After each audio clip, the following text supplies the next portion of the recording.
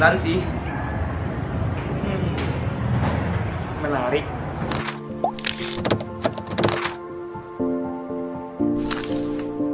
Hai semuanya, aku Yunus. Aku mahasiswa ekonomi Islam di Fakultas Ekonomi dan Bisnis Islam di UIN Sumatera Utara. Nah, kali ini kita akan sama-sama membahas materi tentang laporan keuangan. Mungkin kalian udah pernah dengar ya, laporan keuangan itu gimana? Khususnya bagi anak-anak akuntansi atau anak-anak jurusan IPS. Nah, kalau yang belum paham atau belum mengetahui, mari kita bahas sama-sama. Kita mulai dari pengertiannya. Laporan keuangan atau dalam bahasa Inggris disebut dengan financial statement merupakan suatu proses pencatatan keuangan di suatu perusahaan di satu periode akuntansi dan bisa juga menunjukkan suatu kinerja suatu perusahaan. Satu periode akuntansi itu gimana sih? Maksudnya kayak ada yang 1 tahun sekali, ada yang 1 bulan sekali, nah gitu-gitu. Itu pengertian akuntansi secara umum. Kita lanjut ke pengertian akuntansi menurut para ahli. Yang pertama, laporan keuangan menurut Ikatan Akuntan Indonesia. Menurut mereka, laporan keuangan itu adalah suatu rangkaian dari posisi keuangan dan kinerja keuangan dalam suatu entitas. Yang kedua, menurut Munawir Sajali. Menurutnya, laporan keuangan itu adalah suatu proses akuntansi yang mana dapat dijadikan alat untuk mengkomunikasikan data keuangan. Yang ketiga, menurut Sofyan Harahap. Menurutnya, laporan keuangan itu dapat menunjukkan suatu keuangan sebuah perusahaan dalam jangka waktu tertentu. Ada beberapa fungsi mengapa adanya laporan keuangan. Selain menunjukkan data, laporan keuangan itu juga ditujukan untuk beberapa fungsi. Yang pertama, laporan keuangan itu sebagai media review. Media review bagaimana? Karena laporan keuangan itu datanya ada di masa lampau, kan nggak mungkin kita akan input data di akan datang. Makanya data di masa lampau itu kita review, bagaimana keuntungan, bagaimana kerugian, itu yang kita input dan kita harus tahu bagaimana perkembangan perusahaan kita di bulan-bulan atau tahun-tahun yang lalu. Yang kedua, laporan keuangan itu sebagai pengembangan perusahaan. Pengembangan perusahaan bagaimana? Karena dari data tersebut, sebuah perusahaan itu bisa berkembang. Berkembang bagaimana? Dia tahu laporan keuangannya. Jadi ia akan mencari celah untuk mengembangkan perusahaannya. Yang ketiga, laporan keuangan itu sebagai kredibilitas perusahaan. Kredibilitas perusahaan yang kayak mana? Nah, kredibilitas itu ditujukan bagi para investor. Kenapa bagi para investor? Karena perusahaan yang terbuka untuk lebih memancing investor agar lebih tertarik kepada perusahaannya. Bagaimana mungkin perusahaan yang tertutup bisa menyampaikan dan bisa membuat investor percaya kepada perusahaannya. Kita ambil contoh. Misalnya Pak Baba punya uang 1 miliar.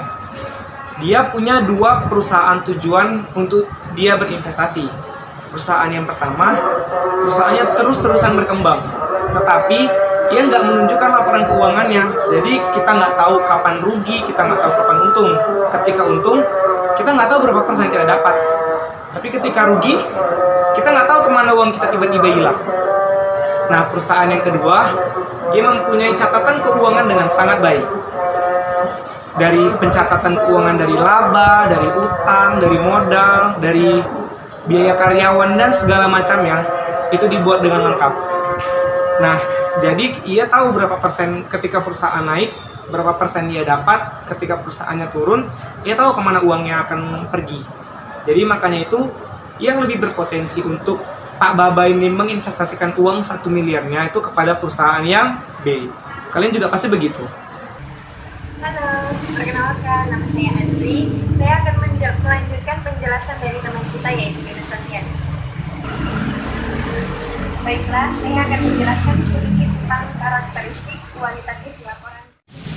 Laporan keuangan dapat dikatakan relevan apabila isi laporan tersebut mampu mempengaruhi penggunanya dalam mengevaluasi kegiatan di masa lalu ataupun masa kini. Adapun syarat laporan keuangan relevan, yang pertama yaitu memiliki manfaat umpan balik, yang kedua manfaat prediktif, yang ketiga tepat waktu, dan yang keempat lengkap. Karakteristik yang kedua yaitu andal. Informasi yang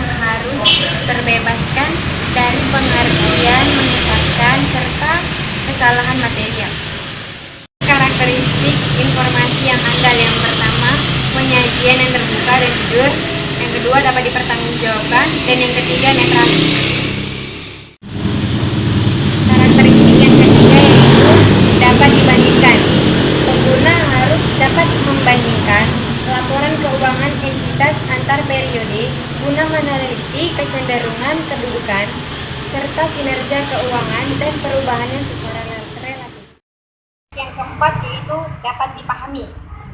Pelaporan keuangan harus dapat dipahami serta diinterpretasikan oleh pihak penerima.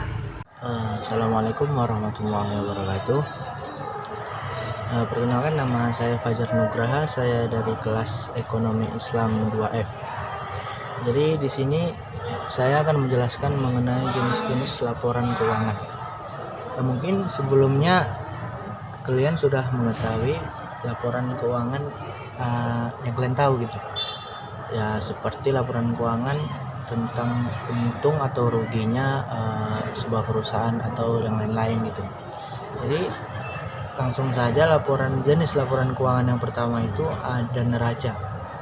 Jadi neraca ini adalah laporan keuangan yang menunjukkan posisi atau posisi dan informasi keuangan dalam sebuah perusahaan dalam satu periode. Jadi akun-akun yang ada dalam laporan neraca ini ada akun aset, utang, dan modal. Jadi laporan neraca ini digunakan untuk melihat jumlah aset, jumlah utang, dan jumlah modal dalam perusahaan. Selanjutnya laporan keuangan yang kedua adalah laporan laba rugi. Jadi laporan laba rugi ini adalah laporan yang digunakan untuk melihat untung atau ruginya sebuah perusahaan. Jadi akun-akun yang ada di dalam laporan laba rugi ini ada akun pendapatan, akun beban, dan untuk melihat untung atau ruginya, jika pendapatan lebih besar dari beban, otomatis perusahaan akan untung, dan sebaliknya jika beban lebih tinggi atau lebih besar dari pendapatan, otomatis perusahaan akan mengalami kerugian. Selanjutnya laporan keuangan yang ketiga adalah laporan perubahan modal atau laporan perubahan ekuitas. Jadi laporan perubahan modal ini dibuat untuk mengetahui naik atau turunnya modal tersebut. Jadi maksudnya gini, jadi adanya laporan modal ini itu kan ada laba rugi nanti. Kalau biasanya dilihat kayak gitu, kalau laba ruginya minus gitu, otomatis di laporan perubahan modal itu akan menurun, dan begitu sebaliknya, jika di laporan laba rugi untung, maka di perubahan modal akan naik, modalnya akan naik gitu. Selanjutnya adalah laporan arus kas. Jadi laporan arus kas ini adalah laporan keuangan yang menunjukkan masuk dan keluarnya kas itu uang ya. Jadi di laporan arus kas itu tampak atau jelas terlihat kas yang masuk dan kas yang keluar. Terus yang terakhir, yang kelima, laporan keuangan yang kelima adalah laporan keuangan. Jadi memang laporan keuangan ini sebetulnya nggak usah dibuat juga nggak apa-apa karena sudah ada. Jadi yang dimasuk dalam laporan keuangan ini berisi ya yang tadi ada laba rugi, perubahan modal, neraca. Jadi istilahnya laporan keuangan atau informasi laporan keuangan itu berupa rangkuman dari seluruh laporan keuangan. Ya gunanya untuk agar si pembaca atau si peneliti lebih mudah dalam melihat berjalannya perusahaan tersebut.